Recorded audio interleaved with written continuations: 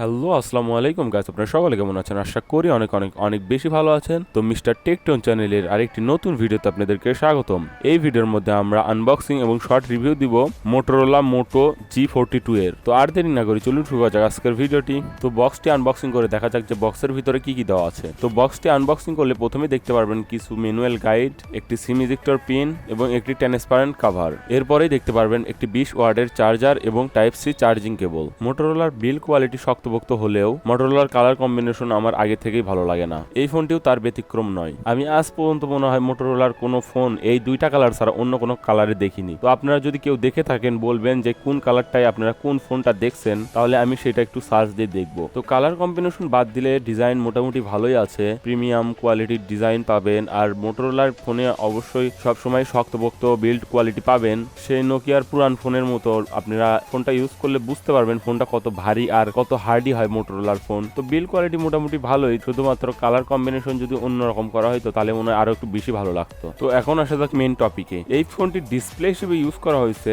6.4 ইঞ্চির AMOLED display, যার screen to body ratio 83.9%, resolution 1080x2400 pixels, PPI density 411। এই ফোনটিতে হায়ার রিফ্রেশ রেট ইউজ করা হয়নি, যেটা একটা দুঃখের বিষয়। অন্ততপক্ষে 90 হার্জ ইউজ করা উচিত ছিল এই ডিসপ্লেটিতে। যারা পিওর অ্যান্ড্রয়েডের ফিল পেতে চান মোটরোলার ফোন কিন্তু তাদের জন্য বেস্ট, কারণ এই ফোনটিতে শুধুমাত্র অ্যান্ড্রয়েড ইউজ করা হয়, অন্য কোনো ইউআই ইউজ করা হয় না। এই ফোনটির অপারেটিং সিস্টেম হিসেবে দেওয়া হয়েছে Android 12, chipset Qualcomm Snapdragon 680, 4G 6 nanometer octacore SoC, GPU Adreno 610। যেহেতু মোটরোলা গেমিং ফোন তৈরি করে না এবং গেমিং ফোনের দিকে তাদের তেমন কোনো ফোকাস নাই, এই ফোনটিও তার ব্যতিক্রম নয়। তো যারা শুধুমাত্র রেগুলার ইউজের জন্য অথবা হালকা কিছু কাজ করার জন্য ফোন ইউজ করতে চান তাদের জন্য এই ফোনটি মোটামুটি ভালো হবে। কিন্তু যারা গেমিং এর জন্য ফোন কিনতে চান তারা অবশ্যই 100 গজ দূরে থাকুন। এই ফোনটির মেইন ক্যামেরা হিসেবে দেওয়া হয়েছে 50 মেগাপিক্সেলের f1.8 ওয়াইড লেন্স, 8 মেগাপিক্সেলের f2.2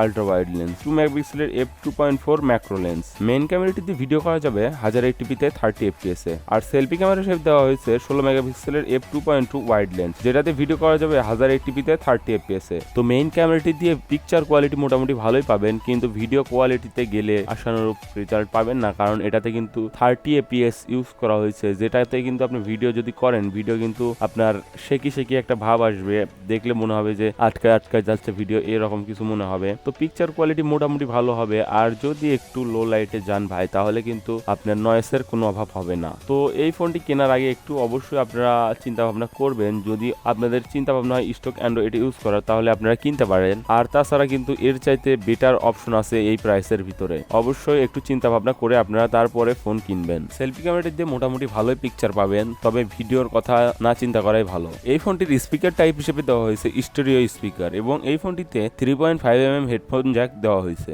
আর এই ফোনটি আনলক করার জন্য দেওয়া হয়েছে সাইড মাউন্টেন ফিঙ্গারপ্রিন্ট সেন্সর, এবং এই ফোনটির ব্যাটারি হিসেবে দেওয়া হয়েছে 5000 mAh non removable lithium polymer battery, যেটা চার্জ করার জন্য বক্সের ভিতরে 20 ওয়াটের চার্জার দেওয়া আছে। তো সবশেষে আমি বলতে চাই এই ফোনটি আমাকে মোটামুটি ভালো লেভেলের হতাশ করছে। ফোনটিতে আপনারা ভিডিওতে 30 fps পাচ্ছেন শুধুমাত্র, ডিসপ্লেটিতে হায়ার রিফ্রেশ রেট পাচ্ছেন না, ক্যামেরা কোয়ালিটি তেমন ভালো বলা যায় না। তো ওভারঅল সকল দিক দিয়ে বিবেচনা করলে এই রেঞ্জের ভিতরে কিন্তু আপনারা আরো অনেক ফোন পাবেন। তো যেহেতু ফোনটি আমাকে ভালো লেভেলের হতাশ করছে, আজকে এই পর্যন্তই। তো গাইস, এটাই ছিল আমাদের আজকের ভিডিওটা যদি আপনাদের একটু ভালো লেগে থাকে, একটু উপকার এসে থাকে, তাহলে ভিডিওতে লাইক করে দিতে পারেন। আর যদি এখন পর্যন্ত আমাদের চ্যানেলটি সাবস্ক্রাইব না করে থাকেন তাহলে এখনই সাবস্ক্রাইব করে দিতে পারেন, কারণ আপনার একটি সাবস্ক্রাইবের কারণে আমাদের এই ছোট্ট পরিবারটি আরো একটু যেতে পারে। Thank you for watching our full video.